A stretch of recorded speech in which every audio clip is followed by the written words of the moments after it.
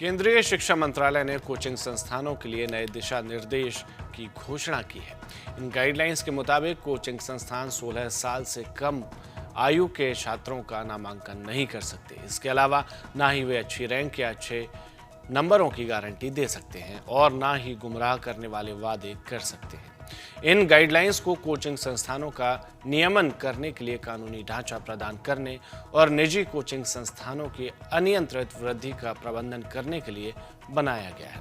छात्रों की आत्महत्या की बढ़ती घटनाओं, आग लगने की घटनाओं, कोचिंग सेंटरों में सुविधाओं का अभाव और उनके पढ़ाने के तौर तरीकों के बारे में शिकायतें मिलने के बाद सरकार ने इसकी घोषणा की है।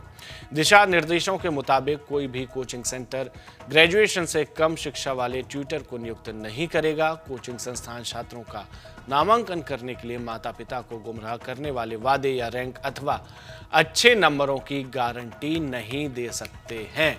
छात्रों का नामांकन सिर्फ सेकेंडरी स्कूल एग्जामिनेशन के बाद होना चाहिए।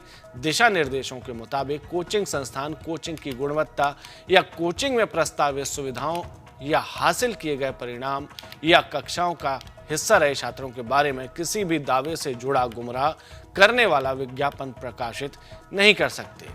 उदाहरण के लिए आप वो वाले पोस्टर याद कर सकते हैं जिनमें छात्र ऐसे करके खड़े रहते हैं।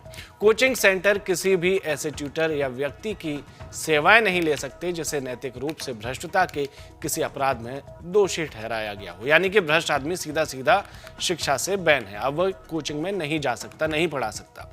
कोचिंग सेंटरों की वेबसाइट भी होगी जिन पर ट्यूटरों की शैक्षिक योग्यता, पाठ्यक्रमों और उन्हें पूरा किए जाने की अवधि, छात्रावास की सुविधाएं और लिए जा रहे शुल्क, ये सबसे जरूरी है। कोचिंग सेंटर जो शुल्क ले रहे हैं उसका ताज़ा विवरण होगा। इतना ही नहीं बल्कि किसी भी कोचिंग संस्थान का तब तक पंजीकरण नहीं किया जाएगा जब तक कि उसके पास काउंसलिंग सिस्टम ना हो।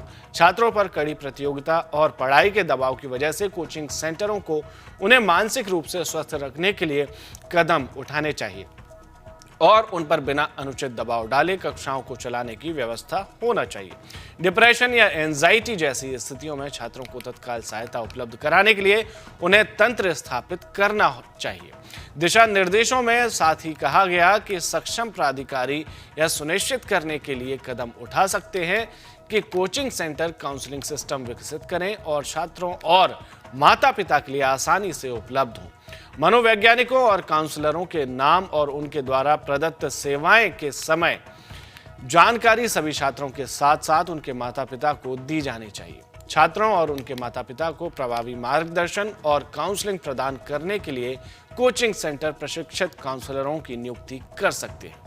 दिशा निर्देशों में इस बात का भी जिक्र है कि ट्यूटरों को मानसिक स्वास्थ्य के मुद्दों में प्रशिक्षित किया जा सकता है ताकि वे छात्रों को उनके सुधार के क्षेत्रों के बारे में संवेदनशीलता के साथ बता सके। दिशा निर्देशों के मुताबिक विभिन्न पाठ्यक्रमों के लिए ट्यूशन फीस उचित होनी चाहिए और उसकी रसीद भी उपलब्ध कराई जानी चाहिए। एक और जरूरी बात, अगर छात्र ने कोर्स की पूरी फीस का भुगतान कर दिया है और वह कोर्स को बीच में छोड़ देता है तो उसे 10 दिनों के भीतर जितने वक्त पढ़ाई की है उतने वक्त की फीस काटकर बाकी रिफंड करनी होगी। यानी कि कोर्स अगर 6 महीने का है और फीस 1000 रुपए है, अब छात्र तीसरे महीने के बाद नहीं पढ़ना चाहता तो आधी फीस यानी कि 500 रुपए कोचिंग संस्थान को लौटाना पड़ेगी। वहीं अगर छात्र कोचिंग सेंटर के छात्रावास में रह रहा है तो छात्रावास और भोजनालय की फीस भी इसी कंडीशन के साथ वापस की जाएगी। किसी भी स्थिति में कोर्स जारी रहने के दौरान उसकी उस फीस में बढ़ोतरी नहीं की जाएगी जिसके आधार पर छात्र का एडमिशन किया गया है। केंद्र सरकार ने सुझाव दिया कि ज्यादा पैसा ऐंठने वाले कोचिंग सेंटरों पर 1 लाख रुपए तक का जुर्माना लगाया जाना चाहिए या फिर उनका पंजीकरण रद्द कर दिया चाहिए।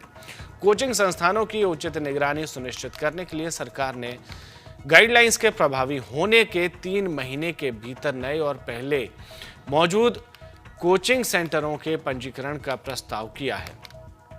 कोचिंग सेंटरों की गतिविधियों की निगरानी के लिए राज्य सरकार अब जिम्मेदार होगी।